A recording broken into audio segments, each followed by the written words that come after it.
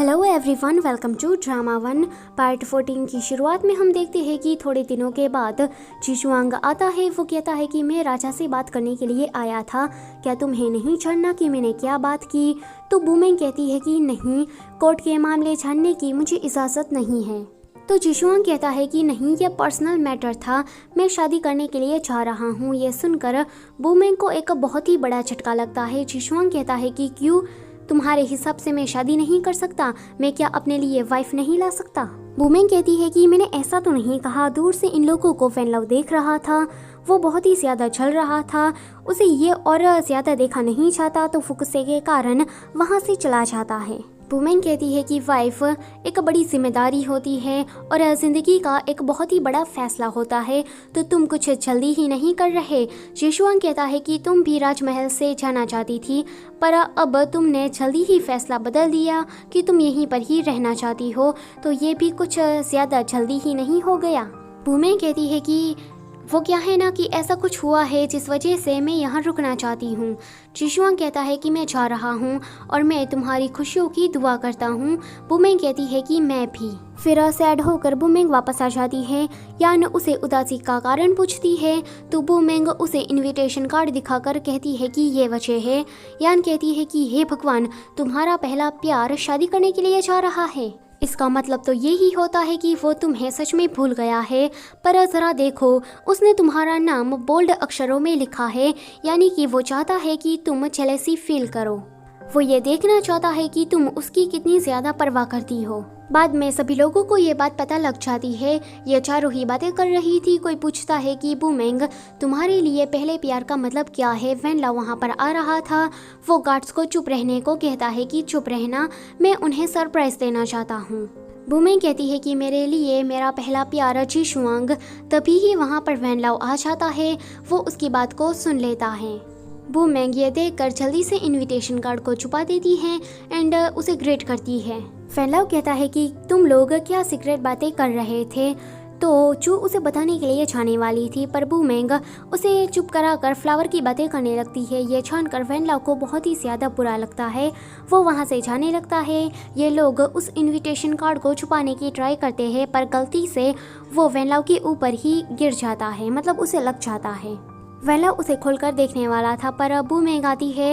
वो कहती है कि ये कुछ भी नहीं है, ये तो बस कचरा है। वेनलाओ ने तो वो देख लिया था, तो बूमेंग उसे एक्सप्लेन करने के लिए जाने वाली थी, पर वेनलाओ कहता है कि चुप रहो यान, तुम मेरे साथ पतंग उड़ाने के लिए चलो। थोड़ी देर के बाद यान आती है। वो रो रही थी। वो कहती है कि भगवान मेरी परीक्षा ले रहा है, मुझे बिल्कुल भी मज़ा नहीं आया, जैसे कि मैं ही कोई पतंग हूँ एंड वो मुझे उड़ा रहा हो। अगले दिन राजा की तरफ से चू के लिए डिलीशियस खाना आता है। इतना सारा खाना देखकर तो चू बहुत ही ज़्यादा खुश हो जाती है, पर अब बूमेंग नहीं। अगले सीन में हम देखते हैं कि ये सारे लोग शाही गार्डन में घूम रहे थे। वहाँ पर वेनलाओ आता है। वेनलाओ चू को भाव देने लगता है। बूमेंग दूर खड़ी थी। वो बूमेंग के पास आकर कहता है कि तुम कैसी हो आजकल? तो वो कहती है कि मैं तो गुड हूँ। वेनलाओ कहता है कि क्या तुम्हें कुछ परेशानी नहीं हो रही? तो वो कहती है कि नहीं, तो मैं तो ठीक ठाक ही हूँ। ये सुनकर वेनलाओ को ना बहुत ही ज़्यादा गुस्सा आता है। वो कहता है कि शाओ, मुझे तुम्हारे साथ तलवारबाजी की प्रैक्टिस करनी है। उसके बाद इन दोनों की तलवारबाजी स्टार्ट हो जाती है, जो कि काफ़ी ज़्यादा अच्छी थी।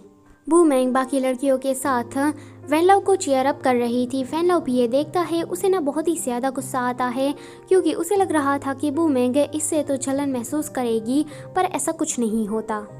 ये तीनों ही काफ़ी ज़्यादा परेशान थी। वो कहती है कि राजा आजकल बहुत ही अलग बिहेव कर रहे हैं, अगर ऐसे ही चलता रहा, वो हमें ही भाव देते रहे, तो एक दिन हमारी तो चटनी ही बन जाएगी, हमें कुछ करना होगा। वेनलाओ का तो चैन वैन सब उछड़ गया था। बेचारे की हालत खस्ती हो गई थी।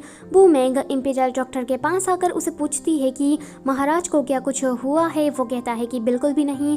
तो बूमेंग कहती है कि आजकल ना वो कुछ अलग ही एक्ट कर रहे हैं, शायद उसे ना कोई मेंटल बीमारी हो गई है। तो इंपीरियल डॉक्टर कहता है कि हो ही नहीं सकता, वैसे तुम महाराज की इतनी फिक्र क्यों कर रही हो? ये सुनकर बूमेंग कहती है कि बिल्कुल भी नहीं। आगे बूमेंग जिशुआंग जब महल आता है तो वो उसे मिलती है। वो कहती है कि मैं इस इनविटेशन कार्ड को नहीं ले सकती, क्योंकि मैं तुम्हारी शादी में नहीं आने वाली। तो जिशुआंग कहता है कि अच्छा किया, वैसे मैं तुम्हारे पास से ये कार्ड लेने ही वाला था, क्योंकि मेरी जो दुल्हन है ना वो अपने बॉयफ्रेंड के साथ शादी करने के लिए भाग गई है। बूमेंग कहती है कि क्या कहा, वो कौन थी, कौन ऐसी दुल्हन थी जो तुम्हें छोड़कर भाग गई? पर तुम चिंता मत करना, मैं राजा से बात करवा कर तुम्हारे लिए कोई अच्छी सी लड़की ढूंढ निकालूंगी। जिशुआंग कहता है कि बूमेंग, तुम राजा को पसंद करती हो ना, इसीलिए तुम राजमहल छोड़कर नहीं गई ना। बूमेंग चुप हो जाती है तो जिशुआंग कहता है कि मुझे मेरा जवाब मिल गया है। वो जाने लगता है पर पीछे मुड़कर कहता है कि खुश रहना। तो वो कहती है कि तुम भी। ये तीनों अपने प्लान को अंजाम देने के लिए जा रही थी। उसने वैनलाव को भी बुलाया था। वो वैनलाव को यहीं पर ही छोड़कर बाहर चली जाती है। रास्ते में उसे बूमेंग मिल जाती है। वो बूमेंग को वैनलाव के साथ अकेले में बात करने देना चाहती थी, पर यहाँ उल्टा ही हो जाता है। ये दोनों उसे अंदर जाने का कहती है, पर बूमेंग जिशुआंग के साथ उसने जो कुछ भी बात की थी वो उसे डिटेल में बताने लगती है। ये लोग उसे रोकने का ट्राई भी करती है, पर बूमेंग वो कहती है कि अच्छा हुआ उसकी शादी टूट गई। वो बहुत ही ज़्यादा खुश हो रही थी।